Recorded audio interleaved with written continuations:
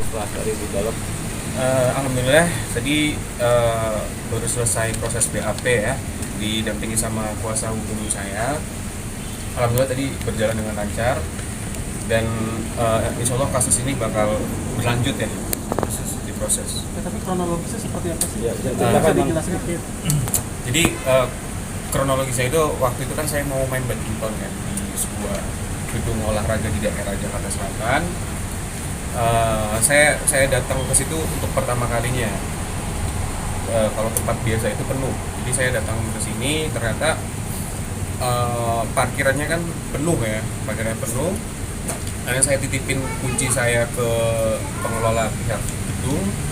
Saya masuk, saya ganti baju, saya mau siap-siap pemanasan untuk main badminton. Akhirnya ternyata si ibu-ibu datang lagi, dia nggak bisa pindahin mobil saya dengan alasan mobil saya susah untuk pindahin koplingnya karena mungkin beda ya mobil Eropa, jadi beda kan ininya koplingnya agak diputar gitu. Si ibu itu kesusahan untuk pindahin koplingnya. Akhirnya saya turun tangan sendiri keluar dari situ. Ternyata mobil saya udah dibawa sama orang yang tidak dikenal, dan dibawanya itu agak-agak kayak temperamen emosional ya. Dia maju-majuin, mundur-mundurin, kayak mobil saya kayak mau ditabrak-tabrakin gitu. Akhirnya saya mau minta kuncinya, saya mau parkir sendiri. Saya pikir orang ini adalah orang petugas parkirnya. Pas saya tanya baik-baik, saya langsung didorong dengan kata-kata kasar. Saya tidak mau ladenin orang itu, saya masuk mobil untuk pindahin mobil itu.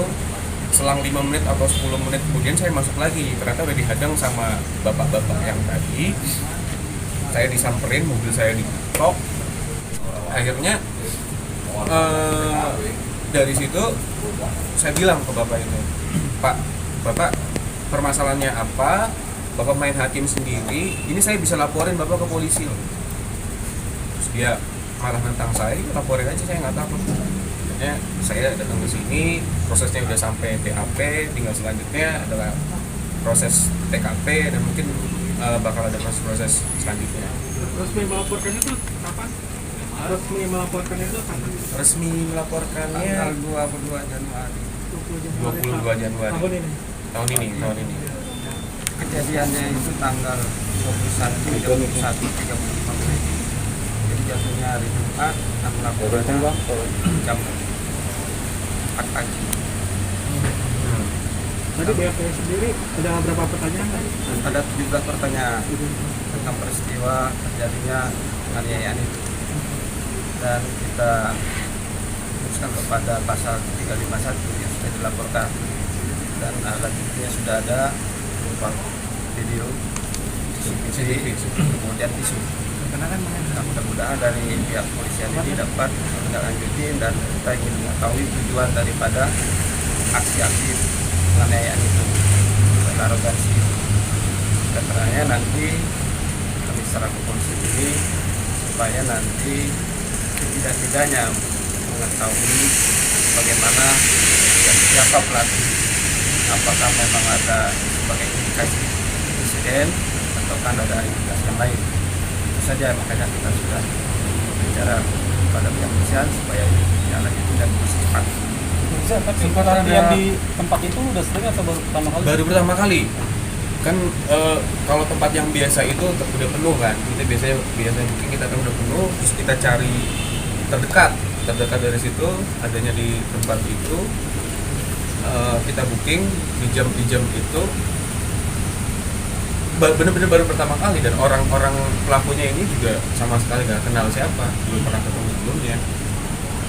Nah, pelakunya ini siapa sebenarnya itu? Nah itu dia, Apakah owner dari tempat tersebut atau mungkin belum dikenal? belum dikenal. Dia kata manajer situ, member di situ, untuk detail orangnya siapa itu nggak tahu. Makanya saya datang ke sini juga minta bantuan pihak yang berwajib untuk mencari orang tersebut sampai temu ya Pak ya. Cari.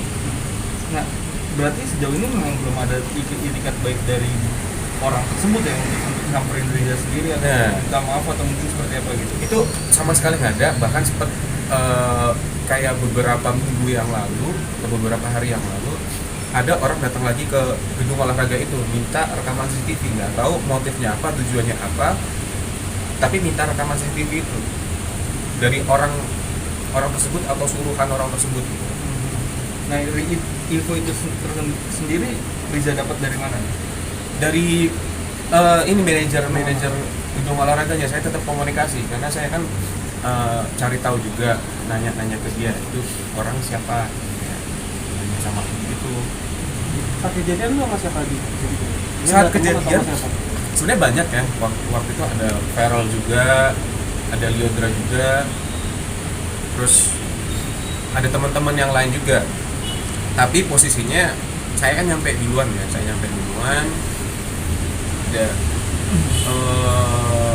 sampai duluan. Liodra masuk dulu, dia main dulu kemana saat itu.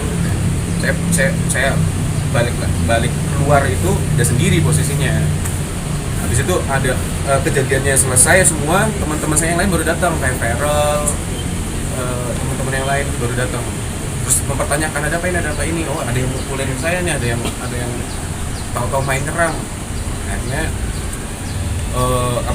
ditanya-tanya orang itu tetap kekeh, nggak minta maaf sama sekali, nggak berasa salah, tetap arogansinya tinggi, bahkan nantangin saya, kalau laporin aja, nggak takut gitu. Ya sudah, kalau kayak gitu akhirnya saya jabanin, soalnya meskipun kayak saya pribadi adalah seorang yang sebagai korban, tapi saya punya itikat baik juga untuk kayak pesan moral untuk kayak semua orang, ya kita jangan main hakim sendiri. Negara ini negara hukum, apapun kita bisa bicarakan baik-baik, dan kita nggak peduli dia status sosialnya apa, pangkatnya apa, umurnya berapa, kita sesama